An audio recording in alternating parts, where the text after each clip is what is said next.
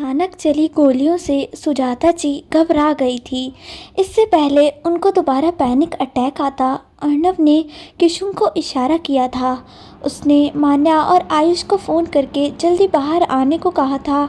जैसे ही वो बाहर आए, उसने मान्या को जस्ट इतना ही बोला था, मान्या बहुत खतरा है यहाँ, तुम आंटी को लेकर डॉक्टर के पास जाओ, मैं और खुशी तब तक ज़रा ज़रूरी काम निपटा लें। वो क्या है ना, लोग काफ़ी शेर बनने की कोशिश कर रहे हैं, ज़रा उनको भी बता दे हम कि एक अकेले ही वो शेर नहीं है यहाँ। मान्या ने न समझते हुए भी सर हिलाया था।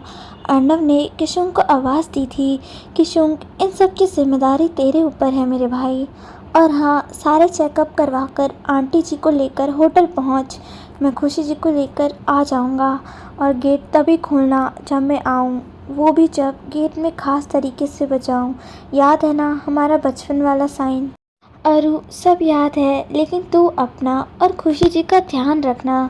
बाहर भूखे भेड़िए हैं, मैं जानता हूँ तू शेर है, तू तो देख लेगा सबको, इतना भरोसा है मुझे तुझ पर। मैं इंतज़ार करता हूँ होटल में तेरा, जल्दी आना। ये बोलकर किशुन सबको साथ लेकर चला गया था और उसके पीछे गार्ड्स की एक कार भी गई थी। ये देख खुशी चौंक गई थी। वो लोग कौन है मिस्टर राजादा? आपने देखा? वो कहीं मेरे अपनों को नुकसान न पहुंचा दे। अर्णव ने खुशी की बात सुनकर इतना ही कहा था कि वो मेरे आदमी हैं, और फिर विक्की को आवाज़ दी थी। विक्की क्या हुआ? वो पकड़ा गया। पूछा उससे के कहने से ये सब हुआ है मिस्टर राजादा। वो भाग गया है, पर मेरे आदमी यहाँ हर जगह फैल चुके हैं। और भागते हुए उसके हाथ से ये फ़ोन गिर गया था। खुशी चुप खड़ी उन दोनों की बातों को सुन रही थी और जानने की कोशिश कर रही थी कि उसका दुश्मन आ गया है के बारे में वो नहीं जानती है। विक्की, तुम जाओ और कार्ड्स को बुला लो, क्योंकि मैं जानता हूँ वो दोबारा कोशिश करेगा ही करेगा। विक्की चला गया था। अर्णव ने खुशी को देखा था और कहा, मिस कपूर चले अंदर, आंटी जी, आयुष और अपना ज़रूरी सामान ले लीजिए, हमें जाना भी है। खुशी अपने हाथों को बांधकर खड़ी हो गई थी और अर्णव को घूरने लगी थी। अर्णव भी उसको देख पूछ बैठा था, क्या हुआ मिस कपूर? आप जाएं और सामान ले आएं, मैं तब तक बाहर ही हूँ। कहीं आप ये ना सोचे कि मैं सबको भेजकर आपका फ़ायदा उठाना चाहता हूँ। दूसरी सबसे बड़ी बात भी हो रहा है, क्यों हो रहा है ये सब आपको जल्दी ही पता चल जाएगा। तब तक आपको थोड़ा इंतज़ार करना पड़ेगा और मुझ पर भरोसा भी। बाकी मैं कोई गलत इंसान नहीं हूँ, आप चाहे तो आप सब पता करवा सकती हैं। ये बोलकर अर्णव उस फ़ोन को खोलने की कोशिश करने लगा था। फिर उसको खुशी के चीखने की आवाज़ आई थी। उसकी आवाज़ सुनते ही अर्णव और विक्की के साथ 3-4 कार्स अंदर जा पहुँचे थे। जैसे ही सब अंदर पहुँचे थे, वहाँ की हालत देख सब समझ गए थे। अंदर सारा सामान उलट पुलट हुआ पड़ा था। अर्णव ये देख खुशी से पूछ बैठा था, क्या अंदर आने का और कोई रास्ता भी है? मिस कपूर जवाब दीजिए जल्दी। खुशी ने पीछे की तरफ इशारा कर दिया था। अर्णव जल्दी से पीछे की तरफ भागा था। उसने अभिनव क्वात्रा को उसके कुछ गुंडों के साथ जाते हुए देखा था। ये देख अर्णव गुस्से में बोल उठा था, अभिनव क्वात्रा, अब तू गया। वो समझ गया था कि ये सब अभिनव का प्लान था। उन सबको बाहर उलझा कर रखा और यहाँ से सब किया। लेकिन वो ढूंढ क्या रहा है, ये सोचने की बात है। ऐसा क्या है इस घर में जो अभिनव के लिए बेशकीमती है? वो वापस अंदर गया था विकी के साथ और आकर देखा तो खुशी बुत बनकर खड़ी हुई सामने शीशे को एकटक देख रही थी। अर्णव ने खुशी को पुकारा था, लेकिन खुशी थी गुम थी अपनी ही सोच में। वो खुशी के पास जाने की हिम्मत नहीं कर पा रहा था। उसने एक बार फिर खुशी को इस उम्मीद से पुकारा था कि शायद वो सब बता सके कि वो सामने की तरफ क्या देख रही है। मिस कपूर, आप ठीक है ना? चलिए चलते हैं यहाँ से। विक्की अपने आदमियों से यहाँ की साफ़ सफाई करवा देगा। हमें ये भी पता चल जाएगा इन सब किसने किया और क्यों। खुशी ने अपने आंसुओं को पोंछा था और बोली, मैं जान गई हूँ कि ये सब किसने किया है। खुशी अभिनव का नाम लेने से घबरा रही थी। क्या मैं जान सकता हूँ वो कौन है? खुशी ने इस बार अर्णव को घूर कर देखा था और पलटकर अंधी आती हुई बोली थी, नहीं, मैं आपको नहीं बताना चाहती हूँ। आपको शाम को जाना है ना, आप जाएं। मैं अपनी प्रॉब्लम्स खुद सॉल्व कर सकती हूँ, जैसे इतने सालों से कर रही हूँ। वैसे भी अब तो लगता है कि मेरा जन्म हुआ ही इम्तिहान देने के लिए है। कभी कोई इम्तिहान तो कभी कोई। ये बोलकर वो अपनी आंखें चुराकर अंदर जाने लगी थी। वो अर्नव के सामने कमज़ोर नहीं बनना चाहती थी, और आज जो हुआ वो उसको भावनात्मक रूप से कमज़ोर बना रहा था। घर सबके लिए क्या था, ये तो वो ही जानती है, या उसका परिवार और दोस्त जिन्होंने उसको हार्ड वर्क करते हुए देखा था। अर्नव ने विकी को जाने का इशारा किया था और बोल पड़ा था, कभी कभी किसी अजनबी से अपना दर्द शेयर करना आपके दिल को हल्का बना देता है। एक बार अपना दर्द बांट कर तो देखिए, वादा करता हूँ जिंदगी भर साथ नहीं छोड़ूंगा। खुशी का दिल भी ना जाने क्यों अर्नव की बातों पर भरोसा करना चाह रहा था। वो पलटी थी और अर्नव से पूछ बैठी थी, मिस्टर राजादा, आप इतना परेशान क्यों हो रहे हैं? क्या मैं जान सकती हूँ?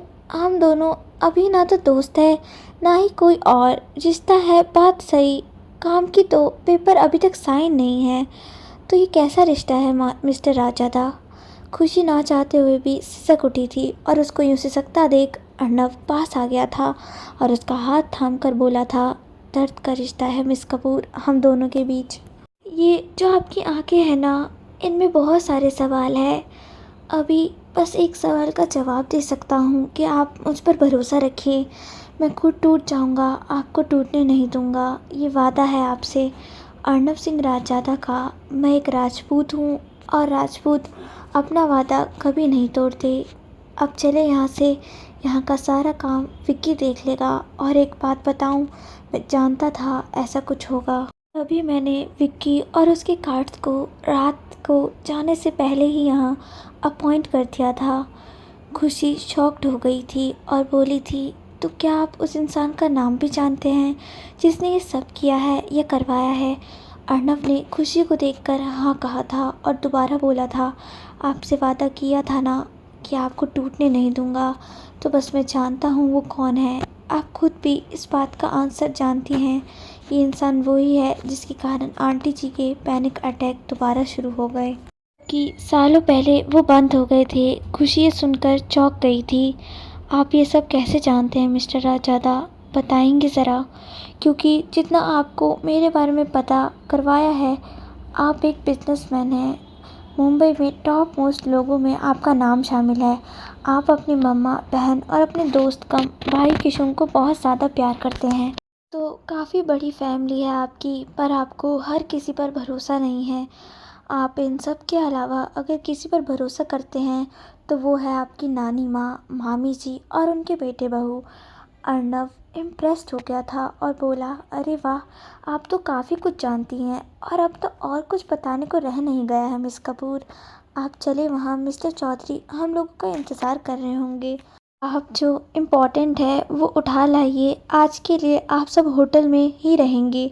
मैं रात को मुंबई जा रहा हूँ, परसों शाम तक आ जाऊँगा हर हालत में। वैसे तो कल सुबह तक यहाँ सब ठीक हो जाएगा, लेकिन मैं चाहता हूँ कि आप सब मेरे आने के बाद ही यहाँ पर आएँ। अर्नव की बातें सुनकर खुशी ने स्माइल पास की थी और चली गई थी सामान लाने, जबकि अर्नव ने किशुन को फ़ोन मिलाया था। किशुन, सब ठीक है ना? आंटी जी की तबीयत कैसी है? डॉक्टर क्या बोल रहे हैं? आंटी को कहीं पैनिक अटैक तो नहीं पड़ा ना? और एक बात, अपने आसपास हर एक इंसान पर नज़र बनाए रखना। कब कौन इंसान दुश्मन बन खेमे से आया हुआ है ये हम जान नहीं पाएंगे, और अभी ना ही वक्त है। किशुंग, यहाँ पर भी बहुत तोड़फोड़ हुई है। मैंने विक्की को बोल दिया है कि यहाँ कल सुबह तक सब सही करवा दे। तो इतने होटल फ़ोन करके मेरे नाम से 3 रूम बुक करवा दे। तभी पीछे से आवाज़ आई थी, 3 नहीं आप 2 ही बुक करवाएं, मैं मम्मा के साथ ही रहने वाली। और एक रूम में मान्या हो जाएगी, बाकी आयुष किशुंग जी के साथ सो जाएगा। अर्नव और किशुंग दोनों को ये बात ठीक लगी थी। तभी उनको मान्या की आवाज़ आई थी, जो कह रही थी, एक ही रूम बुक कीजिए, मैं खुशी और माँ के साथ ही रहूँगी। वैसे भी जब तक हिटलर की डांट ना सुन लूँ मेरी, तो मानो सुबह ही नहीं होती है।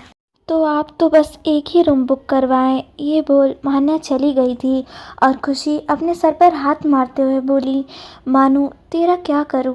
एक्चुअली जब मान्या बोलने लगी थी तो अर्नव ने फ़ोन का स्पीकर ऑन कर दिया था और जो जो मान्या ने कहा था वो सब सुन रहे थे और हिटलर वाली बात पर अर्नव के होठों पर एक अलग सी स्माइल आ गई थी। कमल को तो खुशी भी खो गई थी अर्नव की स्माइल में। खुशी को खोया देख अर्नव बोल पड़ा था, मिस कपूर चले, आपने सारा सामान ले लिया ना, पहले पेपर साइन कर देते हैं फिर आपको मैं होटल छोड़ दूंगा और मैं मुंबई चला जाऊंगा। खुशी ने अर्नव की बात सुन हाँ में सर हिलाया था। अभी वो कुछ बोलती कि उसका फ़ोन बजने लगा था जो कि कपूर फैशन से था। आज ज़रूरी ऑर्डर डिस्पैच होना था, कल से हो रहा था। उन सब में खुशी सब भूल गई थी। उसने फ़ोन रखा था और मान्या को ऑफिस पहुंचने को कहा था अर्जेंट। ये सब बोलते हुए उसने अर्नव को देखा था जो किशुन को सब बात बताकर ध्यान रखने को कह रहा था। ना जाने क्यों आज फिर से उसका दिल धड़का था अर्नव के लिए। अगर ये कहानी आपको अच्छी लग रही है तो प्लीज़ चैनल को सब्सक्राइब ज़रूर करें और वीडियो को लाइक और कमेंट ज़रूर करें आगे की कहानी सुनने के लिए।